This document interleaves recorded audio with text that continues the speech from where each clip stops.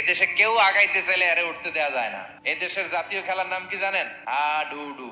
টাইনা আপনারা নিচে নিয়ে আসবে। কেউ উঠতে চাইলে ওরা টাইনা নামায়, কারণ জাতীয় খেলা হাডুডু। হাডুডুর নিয়ম হচ্ছে একজন সামনে যাবে আর সবাই ওর ঠ্যাং ধরে টানবে। এজন্য এগুলো বাদ দেন। জাকির নায়েকের হাতে হাত রেখে হাজার হাজার লোক কালিমা পড়েছে। অনেক বিষয় আছে যেগুলো অনেকে ওইভাবে উপস্থাপন করতে পারে নাই। ইংল্যান্ডে যে, আমেরিকাতে যে আপনি কথা বলতে পারবেন, দাওয়াতি কাজ পৌঁছাতে পারবেন, উনি পারছে। গোটা বিশ্বব্যাপী আল্লাহ ওনার সম্মান মর্যাদা দিয়েছে। আপনি কি করবেন? আমরাও নতুন নতুন অনেক জিনিস ওনার কাছ থেকে শিখি। জাকির নায়েক হচ্ছে কম্পারেটিভ রিলিজিয়ান, তুলনামূলক ধর্মতত্ত্বের একজন পণ্ডিত ব্যক্তি। হিন্দু, বৌদ্ধ, খ্রিস্টান হাজার হাজার অমুসলিমরা কালেমার বাণী শুনতে পেরেছে, আলোর দিশা পেয়েছে, ঠিক কিনা?